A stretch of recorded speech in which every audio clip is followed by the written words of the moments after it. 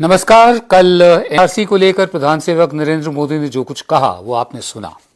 कुछ लोग इसे झूठ कह रहे हैं कि एक के बाद एक झूठ बोलना उनकी आदत है। कुछ लोग कह रहे हैं कि नहीं, ये उन्होंने गलत बयानी की है, गलत बोल रहे हैं। हम कह रहे हैं अज्ञानतावश उन्होंने ऐसा कहा है। ठीक है।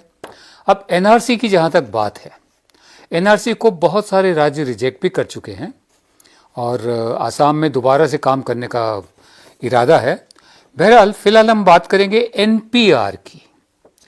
देखिए, अब 3 एब्रीविएशंस आजकल चल रही हैं जो बहुत कंफ्यूज कर रही है लोगों को।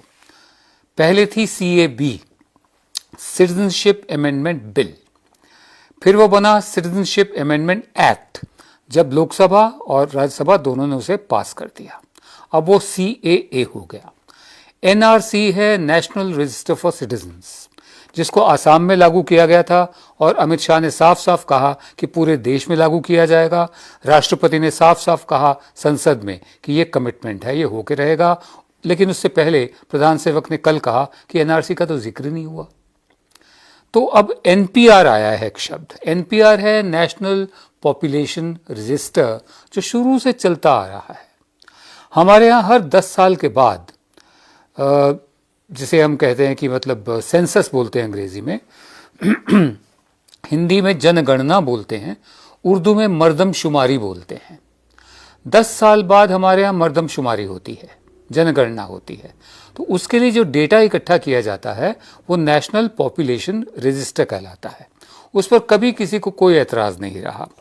आखिरी जो एनपीआर बना था वो सन 2010 में बना था। अब 2020 आ रहा है तो 2020 के एनपीआर की तैयारी शुरू हो चुकी है। आज कैबिनेट ने उसको मंजूरी दे दी है। 8,500 करोड़ रुपए भी सैंक्शन कर दिए हैं। लेकिन, और ये बहुत बड़ा लेकिन है, इस एनपीआर को किस तरह से इस्तेमाल किया जा रहा है। क्योंकि प्रधान सेवक ने कह दिया कि एनआरसी पर कोई बात ही नहीं हुई, कोई चर्चा नहीं हुई, 2014 से मेरी सरकार है, एक दफ़े भी बात नहीं हुई। यह बात हो रही है कि अमित शाह और राष्ट्रपति ने कुछ और कहा। तो जैसे कहते हैं ना कि कान ऐसे पकड़ें या ऐसे पकड़ें। अब उसी एनआरसी को एनपीआर के जरिए लाने की कोशिश हो रही है, एनपीआर के चोर दरवाजे से। अब मैं आपको बताता हूं वो कैसे। इंडियन एक्सप्रेस की जो खबर है, हाँ पहले मैं आपको बताता हूं कि एनपीआर की जो परिभाषा है वो होम मिनिस्ट्री की, वो क्या है। एनपीआर की परिभाषा है नेशनल, ये जो एनपीआर है उसकी जो परिभाषा है नेशनल पॉपुलेशन रजिस्टर की, NPR is a list of usual residents of the country. अब यूजुअल रेजिडेंट्स कौन से होते हैं और अनयूजुअल रेजिडेंट्स कौन से होते हैं, खैर होम मिनिस्ट्री को ऐसी ही अंग्रेजी आती है, लिहाजा उन्होंने usual residents of the country माने, हम चलिए सामान्य मान लेते हैं कि उनकी जो मंशा थी वो ये कहने की थी कि जो सामान्य नागरिक हैं इस देश के, एनपीआर उनका रजिस्टर है। ठीक है, जो रहा है शुरू से। ठीक है। A usual resident is one who has been residing in a local area for at least last 6 months or intends to stay in a particular location for the next 6 months.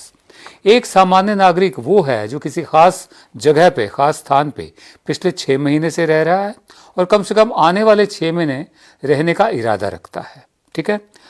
NPR जो है ये एक citizenship enumeration drive, ये नागरिकों को गिनती करने का उस ढंग का नहीं है तरीका जैसे एनआरसी है।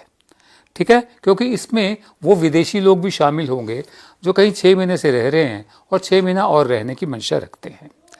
लेकिन, और आगे वो कहते हैं कि here is that is why it's mandatory for every citizen usual resident of India, इसलिए ये अनिवार्य है हर सामान्य नागरिक के लिए।